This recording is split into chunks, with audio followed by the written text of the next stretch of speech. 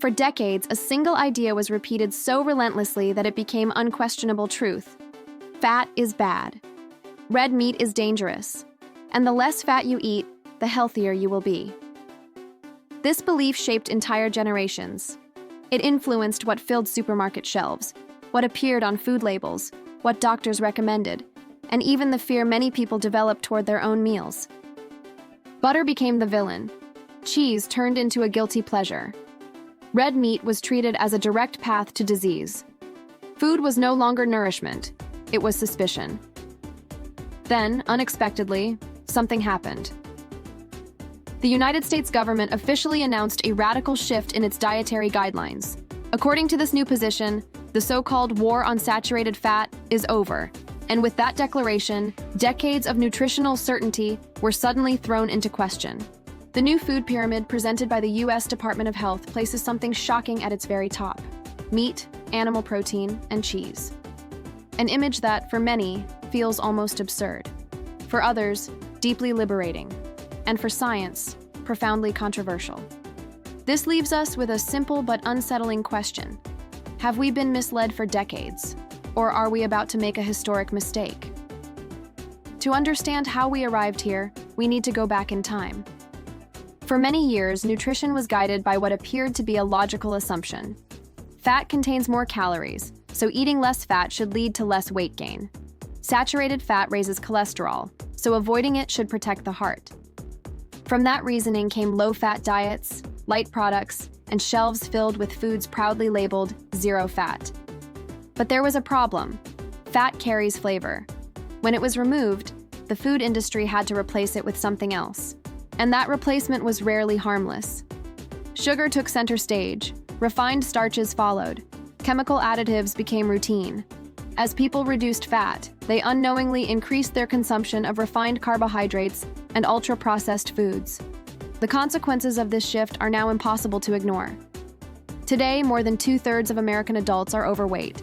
Conditions like type 2 diabetes, high blood pressure, and cardiovascular disease have become so common that they almost feel normal.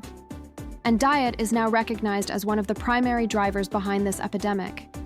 It is within this context that the new dietary guidelines emerge. According to U.S. Health Secretary Robert F. Kennedy Jr., saturated fat was unfairly demonized. He argues that natural fats and protein are essential to human health and were discouraged for decades without sufficient scientific nuance. His message is clear. The problem is not natural fat. The real problem is highly processed food. Unsurprisingly, this claim did not go unchallenged. Nutritionists, cardiologists, and major health institutions reacted with concern. Organizations such as the American Heart Association continue to argue that decades of research associate excessive saturated fat intake with increased risk of heart disease. From their perspective, placing red meat and cheese at the top of the food pyramid sends a dangerous signal, one that suggests quantity does not matter and limits no longer exist. But this is where the debate becomes more precise. No serious scientist is advocating excess. The discussion is not about eating unlimited fat without consequence. It is about understanding its true role in the human body. And this is exactly where more recent science adds important nuance. Researchers now recognize that not all saturated fats behave the same way. The source matters. The context matters. The overall dietary pattern matters. Consider full-fat dairy. For years, people were advised to choose skim milk, low-fat cheese, and fat-free yogurt. Yet newer studies show something unexpected. People who consume full-fat dairy do not experience higher rates of cardiovascular disease compared to those who consume low-fat versions. In some cases, outcomes are even better. This may be because foods like milk, cheese, and yogurt are complex biological systems. They contain proteins, minerals, vitamins, and bioactive compounds that interact with one another. Fat does not act alone. When evaluated in isolation, it can appear harmful, but real food is never isolated. In other words, the problem may never have been fat itself, but what replaced it. When natural fat disappears from the plate, something else fills the gap. And more often than not, that replacement is worse. Another critical factor is satiety. Fat and protein increase feelings of fullness after meals. They help regulate appetite, reduce constant snacking, and diminish cravings for sweets. Diets dominated by refined carbohydrates, by contrast, cause rapid spikes in blood sugar followed by sharp crashes. Hunger returns quickly, and the cycle repeats. It is no coincidence that as low-fat diets became mainstream, sugar consumption exploded. Still, caution remains essential. None of this grants fat a free pass. Excess is still excess. Consuming large amounts of red meat every day, without variety, without vegetables, without fiber, is not healthy. Just as excess of any food group is not healthy. Quality also matters. There is a fundamental difference between fresh, home-prepared meat and ultra-processed meats such as sausages, hot dogs, and deli meats, which are strongly associated with negative health outcomes. Individual response must also be considered.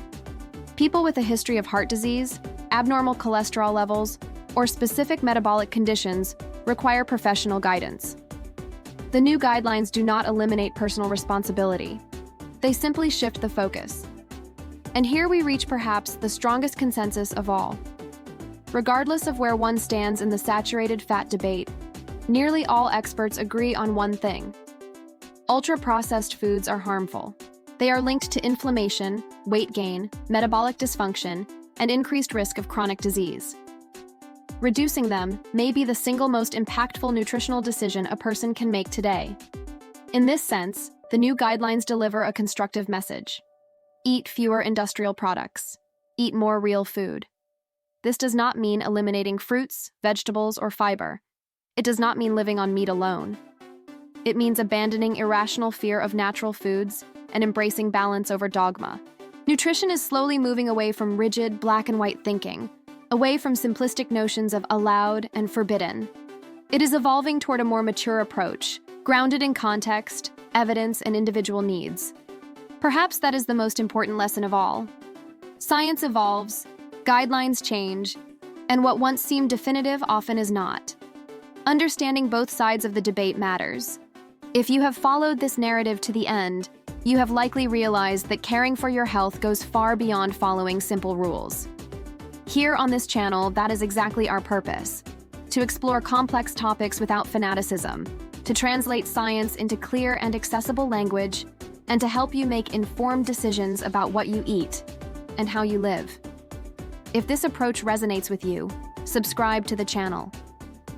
By doing so, you are not merely following another source of content.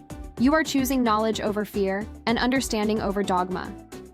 Activate notifications so you do not miss the next videos, and leave a comment below. Do you believe saturated fat was unfairly demonized, or does it still deserve caution? The conversation continues, and in the next video, we go even deeper.